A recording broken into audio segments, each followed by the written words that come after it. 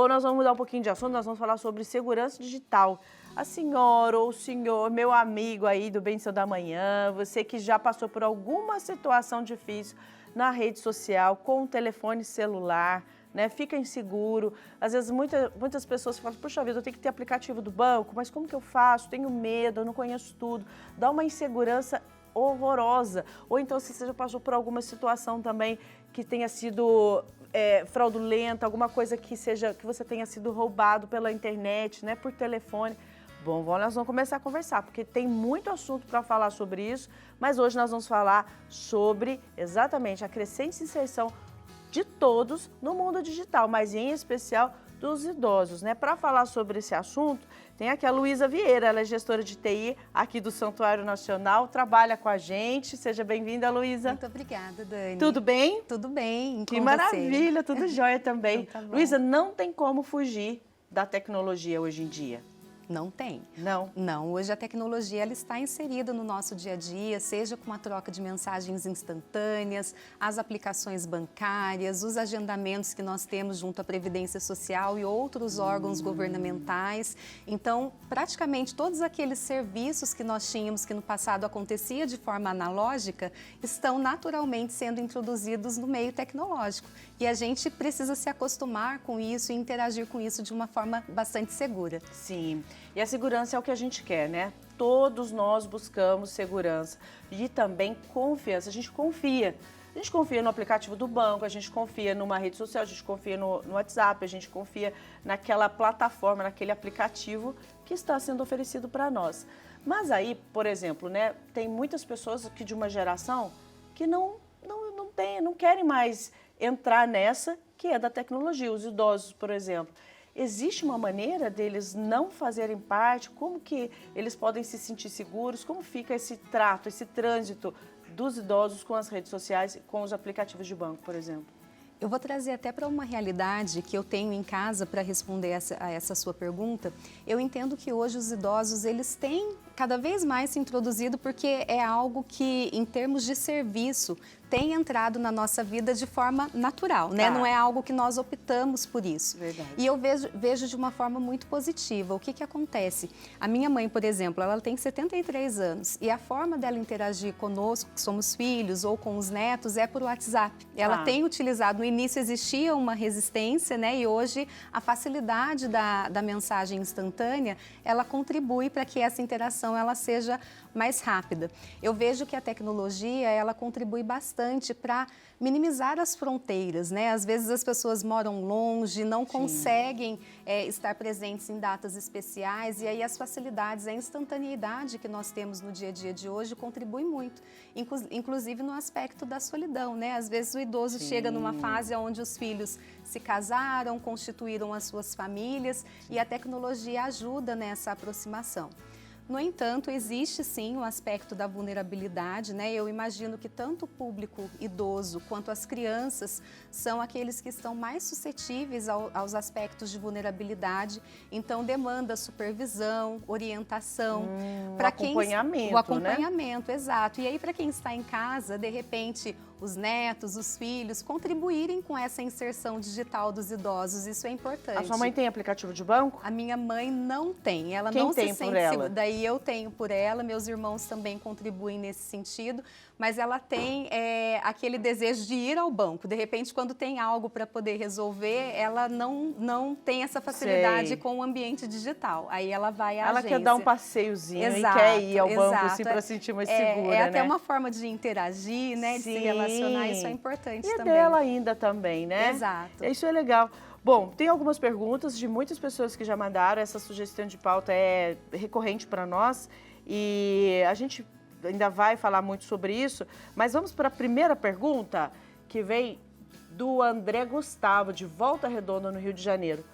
Ele diz assim, ó: quais os riscos de utilizar a rede pública de internet, principalmente em ambientes bancários, pagamentos e transações, e redes sociais como o Facebook ou o Instagram, Luísa? Dani, eu não recomendo a navegação em rede pública desses ambientes que requerem mais segurança, como é o caso do banco. Só um momentinho, vamos explicar o que é rede pública. Rede pública, por exemplo, quando nós estamos em casa, nós utilizamos o Wi-Fi residencial, né? Essa rede ela foi configurada e ela tem ali os aspectos de segurança e monitoria feitos para cuidar do nosso ambiente mesmo. E quando a gente fala, por exemplo, de rede pública, nós estamos falando do Wi-Fi que está disponibilizado em vários locais. Público. Shoppings, de repente um Wi-Fi social que tem em um determinado evento que você vai visitar. Então, se você não conhece esse ambiente digital... O restaurante, o laboratório médico está lá, né? O Wi-Fi. Aí você vai lá ficar esperando para tirar sangue, você fala assim, vou pegar o Wi-Fi daqui. Exato. Esse é rede pública, Exatamente. tá? Rodoviária, esses espaços que tem todo mundo junto. Exatamente. E ali você precisa fazer um cadastro, colocar algumas informações, mas você não sabe como isso está sendo monitorado. Então, às vezes acontece da pessoa ficar suscetível, vulnerável mesmo a um malfeitor, que ali vai obter informações como senha, alguns dados pessoais e a partir disso consegue cometer algum tipo de fraude, né? Inclusive usufruindo das informações para poder realizar transferências, enfim. Um risco bastante grande também que tem em relação à rede pública são as redes sociais. Então, às vezes, as pessoas não utilizam-se de duplo fator, faz uma autenticação simples. O que é duplo fator? Duplo fator é quando, por exemplo, a pessoa ela tem uma senha para acessar e ela não valida por um segundo ponto de verificação, que seria mandar um código via telefone celular, que ela própria vai receber a mensagem, ou, por exemplo, o e-mail. Então, o duplo fator de verificação é uma verificação além da senha comum que se coloca dentro da rede social. Tá, seria duas portinhas para entrar. Exato. Né? Tem aquela senha que a gente entra primeiro e depois tem uma outra para a gente poder entrar. Isso por segurança, né? Exato. Na dúvida, não entre em rede pública, né? Usa sua internetzinha mesmo. Vamos, então, agora para a próxima pergunta do Antônio José. Ele é de São José dos Pinhais, mandou essa pergunta para nós, São José dos Pinhais, no Paraná. Quando houver uma necessidade de compartilhar meus dados, qual a maneira mais segura? Como diferenciar situações verdadeiras dos golpes? Essa pergunta, Antônio, é ótima para todo mundo. A primeira coisa, Dani, é ter a certeza que está acessando um ambiente oficial, do local onde ele precisa, de fato, fazer o compartilhamento das informações. E depois tem algumas dicas. Por exemplo, normalmente, quando nós estamos acessando um ambiente seguro, no topo esquerdo da janela de navegação tem um cadeado, que aquilo indica que aquele ambiente é um ambiente seguro para se navegar. Mas, por exemplo, qualquer coisa que ele identificou ali que não está de acordo, que de repente é suspeito, gerou alguma dúvida, a recomendação é para que os dados não sejam compartilhados, que ele tente alguma forma de contato para poder checar se aquele ambiente é o ambiente adequado para ele, né, proceder com esse compartilhamento das informações. Vamos dar um exemplo? Vamos dar um exemplo? Como que uma pessoa, ela, por exemplo, se o banco manda para ela um link, né, através do e-mail, ou não sei, talvez ali uma ligação, né, o WhatsApp, ali o link pelo WhatsApp. Esse é um ponto, você tocou assim num ponto bastante importante. Normalmente os bancos e os órgãos governamentais, eles não encaminham links por e-mail ou por WhatsApp. Então, recebeu esse tipo de mensagem, é importante desconfiar. Às vezes, existem fraudes, por exemplo, com mensagens de delegacia ou alguma coisa judicial para comparecer ao fórum. Normalmente, esses órgãos, eles não encaminham esse tipo de notificação. Então, se é uma tratativa com o banco vai fazer contato com você via aplicativo do próprio banco ou, de repente, ele vai utilizar um meio físico, que é encaminhar uma correspondência para que você consiga fazer a tratativa ali daquilo que você precisa resolver. Né? Exato. Então, recebeu algum tipo de link por e-mail, WhatsApp ou SMS, a recomendação é não clicar e, inclusive, desconfiando de que aquilo é uma fraude, o WhatsApp, por exemplo, você pode denunciar aquele número e bloquear. Denunciar onde? Denunciar pelo próprio aplicativo. Então, existe uma função dentro do WhatsApp, onde você denuncia o número, faz o bloqueio e você não recebe mais mensagens daquele número. Né? Tá. Em relação ao e-mail, por exemplo, receber um e-mail que também tem essa característica de fraude, você pode classificá-lo como spam e bloquear para que esse remetente também não consiga consiga mais encaminhar uma mensagem desse tipo para você. Joia, então é para sentir seguro, não é para desconfiar de tudo, né? Mas saber de onde vem, né? Exato. Certificar exatamente. Vamos para a próxima pergunta? A pergunta agora é da Sônia Alves. A Sônia diz assim, a Sônia é de Ribeirão Preto, São Paulo. Minha avó, há tempos atrás, quase caiu num golpe de um suposto link para a realização da prova de vida do INSS. Como sempre, acompanhamos ela, conseguimos impedir. Mas como saber se o link é verdadeiro e falso? Está um pouquinho dentro dessa sua resposta isso, agora. Exato. E o INSS, ele tem um aplicativo que se chama Meu INSS. Normalmente é por esse aplicativo que se faz a prova de vida e tem toda uma etapa, né?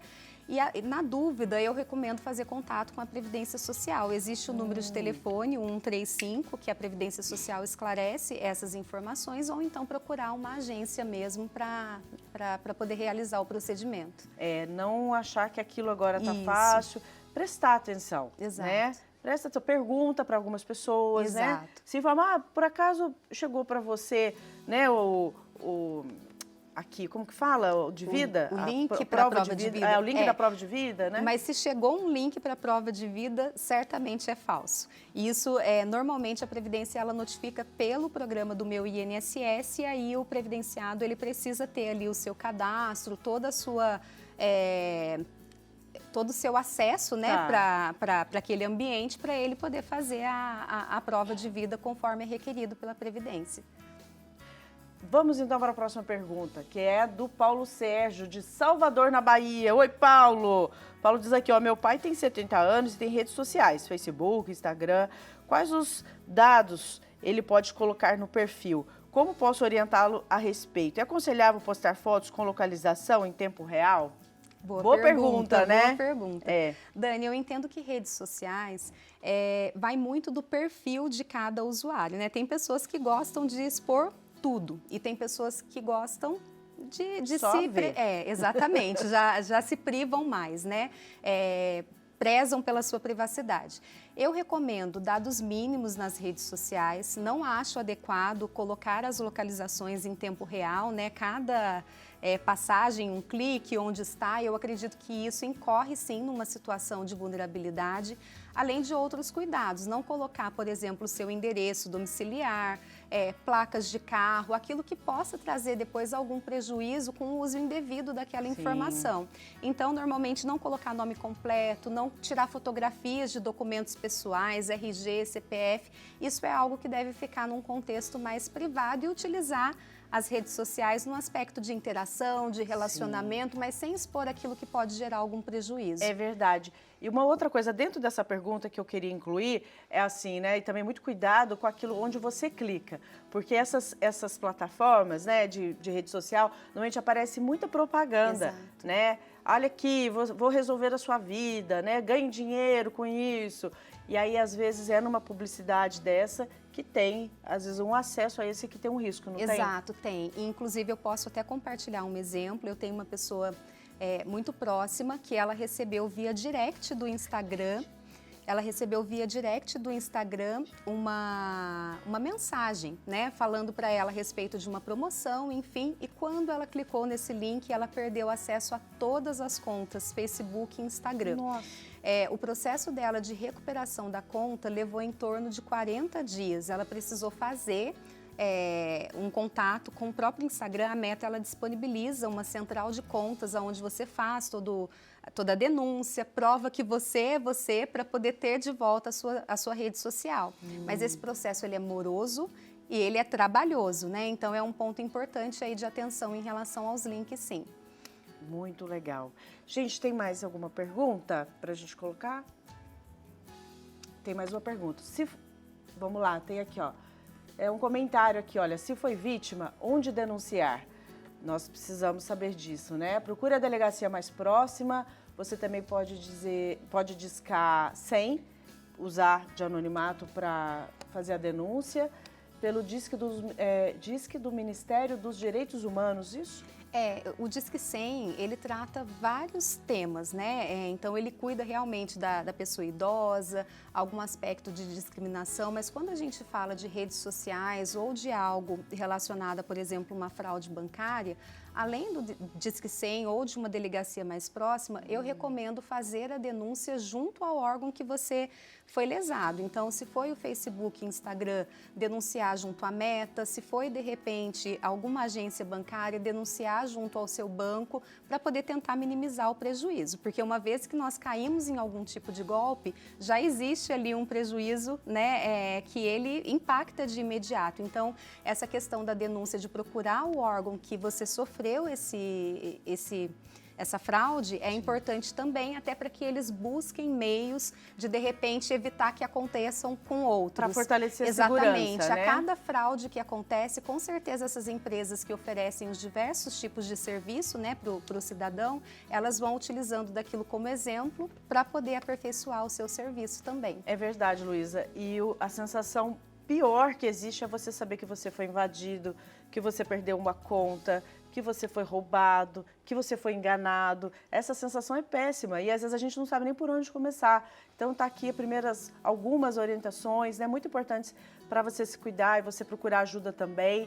Sentir lesado é uma sensação muito ruim e é claro que se a gente pedir ajuda, a gente consegue resolver, né, Luísa? Perfeito. Quero agradecer. Imagina. Foi muito bom Imagina, te receber, eu que você que é agradeço. responsável por tantos, né, aqui nos nossos bastidores, mas hoje está aqui com a gente também. Eu que agradeço. Volta para a próxima? Volto, com certeza. Que bom. Com certeza. Vamos ensinar para o pessoal poder aprender e viver com mais segurança e tranquilidade, né, Luísa? Com certeza. Muito obrigada. Obrigada viu, a Dani? você, Luísa. Foi muito bom, né, gente?